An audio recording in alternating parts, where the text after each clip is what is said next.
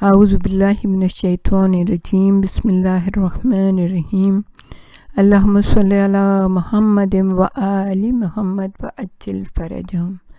جہان علم city of knowledge academy سے آپ کی بیبی جان آپ سے مخاطب ہیں۔ السلام علیکم ورحمۃ اللہ وبرکاتہ۔ جناب سرور کائنات محمد مصطفیٰ صلی اللہ علیہ وآلہ وسلم، ان پر لاکھوں درود اور سلام ہو۔ ان کی عظمت کا ہم کیا بیان کریں گے۔ قرآن حکیم اللہ کی کتابیں اپنے اندر سموئے ہوئے ہیں ان کی عظمت کو۔ اللہ پاک خود اپنے پاک و پاکیزہ رسول کی عظمتوں کو بیان کر رہا ہے، لیکن ہمارا بھی فریضہ یہ ہے کہ جب لوگ ان کی تکذیب کریں، جب لوگ ان کو برا کہیں، جب لوگ ان کی تصویریں بنائیں، جبکہ وہ ان کی نہیں ہیں، ہمیں اس چیز پہ بہت اعتراض ہے کہ جب لوگ کہتے ہیں ان کے خاکے بنائیں، انہیں تو کسی نے دیکھا ہی نہیں، کیا خاکے بنائیں گے، یہ اپنے ہی آباء و اجداد کے خاکے بناتے ہیں، لیکن کوشش کر رہے ہیں، ان کی فلمیں بنا رہے ہیں، جو بھی ہے، لیکن ہمارا فریضہ یہ ہے کہ ہم اپنے رسول کی باتیں کریں، ان کی پیاری پیاری باتیں، ان کی کردار کو سالم رکھنے والی باتیں، ان کو اللہ تک پہنچانے والی، اللہ کے بندوں کو اللہ تک پہنچانے والی باتیں لوگوں کے درمیان شیئر کریں، بتائیں، جس کو جو زبان آتی ہے اس میں اپلوڈ کرے، رسول کی پیاری پیاری باتیں بتائے، ان کے اہل بیت کی پیاری باتیں بتائے، ان کی عظمتوں کا تذکرہ کرے۔ تو آج جب کہ ہم نے اس چیز پہ عہد کیا اپنے اللہ سے، اپنے مولا سے، تو ہم دعا کرتے ہیں اپنے لیے بھی اور آپ سب کے لیے بھی کہ آپ بھی اس کو زیادہ سے زیادہ شیئر کریں، اس لیے نہیں کہ اس سے ہمیں کچھ حاصل ہو رہا ہے، اللہ اور اس کے رسول کی خوشنودی کے لیے، اپنے امام کی خوشنودی کے لیے ہم یہ کام کر رہے ہیں۔ تو آپ خود سنیں، پڑھیں، اس کو آگے پھیلائیں، ہر زبان میں جیسے بھی آپ کر سکتے ہیں وہ کریں۔ ایک مقام پہ جناب رسول خدا صلی اللہ علیہ وآلہ وسلم نے ارشاد فرمایا، دیکھیں اتنی چھوٹی باتیں لیکن اتنے بڑے مفہوم ہیں اس کے۔ آپ ارشاد فرماتے ہیں قرآن دوا ہے، یعنی شفا ہے نا قرآن، اللہ تعالیٰ کہتے ہیں قرآن شفا ہے، تو شفا کس کی ہوتی؟ مرض کی شفا ہوتی نا، تو جناب رسول خدا کہتے ہیں قرآن دوا ہے، جب بھی تمہارے سینے میں بیماریاں ہوں تو اس دوا سے علاج کرو اپنا۔ دعا حقیقت عبادت ہے۔ پھر آپ فرماتے ہیں قرض عیب ہے، حسن تدبیر آدھی زندگی ہے،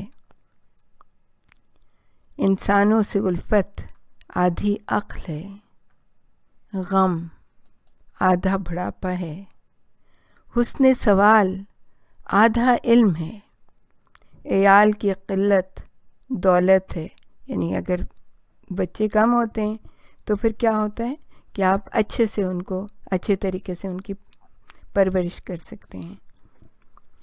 اول سلام بعد کلام، یعنی جو بھی آپ کلام کریں اس سے پہلے آپ کے اوپر لازم ہے کہ آپ سوال کریں، سلام کریں، سلامتی بھیجیں سب کے اوپر، اور اپنے لیے بھی سلامتی لے لیں۔ رضاعت طبیعتوں میں تغیر پیدا کرتی ہے، برکت تمہارے بزرگوں کے دم قدم سے ہے۔ پھر کتنی خوبصورت بات کہی، کسی کا ماحصل اس کا انجام ہے، لیکن پتہ نہیں ہوتا انجام کیا ہے، لیکن اگر اس نے دنیا میں اچھے کام کیے ہیں تو جاتے وقت بھی لوگ کہتے ہیں کہ واقعی اچھا انسان تھا، چلا گیا، اللہ اسے اپنی رحمتوں کے سائے میں رکھے۔ تو رسول کہتے ہیں اس کا ماحصل جو ہے، اس کی زندگی کا حاصل جو ہے وہ اس کا انجام ہے، یعنی پروردگار عالم اسے کیسے قبول کرتا ہے۔ دین کا ماحصل کیا ہے؟ دین کا ماحصل خوف خدا ہے، اللہ کا تقوی ہے۔ اللہ کا خوف ہر دانائی کی بنیاد ہے۔ دولت مند کی کنجوسی ظلم ہے، یعنی کہ دولت مند ہی کنجوس ہو جائے گا تو وہ ظلم کرے گا اپنے سے چھوٹوں پہ، غریب لوگوں پہ۔ دولت مند کے آگے ہاتھ پھیلانا آگ کی مانند ہے، یعنی اگر وہ دولت مند ہے لیکن کنجوس بھی ہے ساتھ ساتھ تو اسے کچھ نہیں ملے گا، اس کے آگے ہاتھ پھیلانا بیکار ہے۔ نعمت کا اظہار شکر ہے، سبحان اللہ، یہ نعمت پروردگار عالم جو ہمیں ملی ہوئی ہے، پروردگار عالم کا لاکھ لاکھ شکر احسان ہے کہ اس نے ہمیں رسول کی امت میں قرار دیا، ہمیں اہل بیت اطہار کے دروازے سے منسلک کیا۔ صبر کے ساتھ کشائش کا انتظار عبادت ہے، یعنی جلدی نہ کریں، انتظار کریں، منتظر رہیں۔ پروردگار عالم انشاءاللہ امام زمانہ کے ظہور میں تعجیل فرمائے گا اور ہم سب کو ان کے اعوان و انصار میں شامل کرے گا۔ پھر آپ نے فرمایا جان لو روزہ جہنم سے بچنے کے لیے ڈھال ہے، نرمی حکمت کا ماحصل ہے۔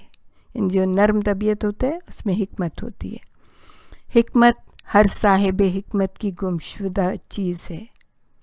بہت ہی خوبصورت بات کہی ہے کہ حسن اخلاق مجسم نیکی ہے۔ ہر کسی کی زبان پاک ہے، نرم ہے، اس کا دل نرم ہے، پاک ہے، تو وہ مجسم نیکی کی مانند ہے۔ پھر آپ نے فرمایا جوانی دیوانگی کا ایک شعبہ ہے، یعنی اگر اپنے جوانی کو انسان نے صحیح طریقے سے استعمال نہ کیا اور تقوی اور پرہیزگاری کے ساتھ نہیں کیا تو گویا وہ دیوانے کی مانند ہے۔ شراب نوشی گناہوں کو اکٹھا کرنے والی ہے، نظر بد آنکھوں کا زنا ہے، بخار موت کا قاصد ہے، بخار کا تعلق دوزخ کی حرارت سے ہے۔ دوزخ کی گرمی کے بدلے مومن کو اگر بخار ہو جاتا ہے تو پروردگار عالم اس پہ اپنا رحم و فضل و احسان کر دیتا ہے۔ قناعت نہ ختم ہونے والا مال ہے، سبحان اللہ، بہترین بات کہی۔ اور کسی نے مولا سے پوچھا تھا کہ بتائیے سب سے زیادہ امیر شخص کون ہے؟ تو آپ نے کہا جو قناعت پسند ہے۔ وہ اس کو غربت چکھ ہی نہیں سکتی، غربت اس کے قریب ہی نہیں آ سکتی، کیونکہ وہ اپنے قناعت کے ساتھ اپنی زندگی جو ہے نا گزارتا ہے، وہ کبھی جو ہے نا بے مال نہیں رہتا ہے۔ فرمایا قناعت نہ ختم ہونے والا مال ہے، امانت رزق کو کھینچ لاتی ہے، خیانت فخر کو کھینچ لاتی ہے۔ پھر فرمایا صبح کی نیند رزق سے محروم کر دیتی ہے، یعنی کہا یہ گیا ہے نا کہ جب آپ نماز صبح کے لیے اٹھیں تو اس کے بعد سوئیں نہیں، بلکہ کچھ نہ کچھ کرتے رہیں، جو مرضی چاہیں کریں، زبان سے ذکر خدا کرتے رہیں، ہاتھوں سے کچھ اور کام کرتے رہیں، یہ سب کچھ کریں، لیکن سورج نکلنے سے پہلے آپ کو سونا نہیں چاہیے۔ تو کہا کہ صبح کی نیند، کیونکہ اس وقت فرشتے جو ہے نا آواز دیتے ہیں کون ہے کہ جو رزق کا طالب ہے، کون ہے جس کی جو دعا مانگتا ہے اس کی دعائیں مستجاب ہوں، تو صبح کی نیند رزق سے محروم کر دیتی ہے۔ پھر فرمایا امامے فرشتوں کا تاج ہیں۔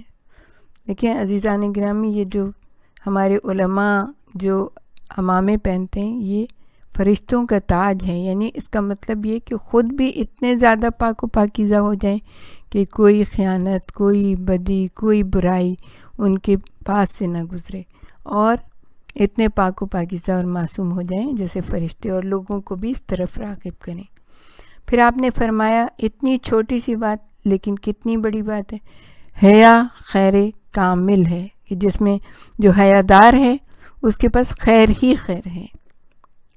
اور پھر آپ نے ارشاد فرمایا حیا کا نتیجہ ہمیشہ اچھائی کی صورت میں برآمد ہوتا ہے، یعنی جس کے پاس حیا ہوگی وہ کبھی بھی کوئی برائی نہیں کرے، اس لیے کہ اسے اللہ سے بھی شرم آتی ہے، اسے اپنے ائمہ سے شرم آئے گی، اسے لوگوں سے شرم آئے گی کہ کوئی سے برا کام کرتے ہوئے نہ دیکھے۔ لوگوں سے تو وہ چھپ سکے گا، اللہ سے کیسے چھپے گا؟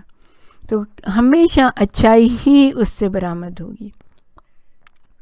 پھر فرمایا مسجد پرہیزگاروں کا گھر ہے، سبحان اللہ، جو مسجد میں آتا جاتا رہتا ہے اس کو پرہیزگاری مل ہی جاتی ہے۔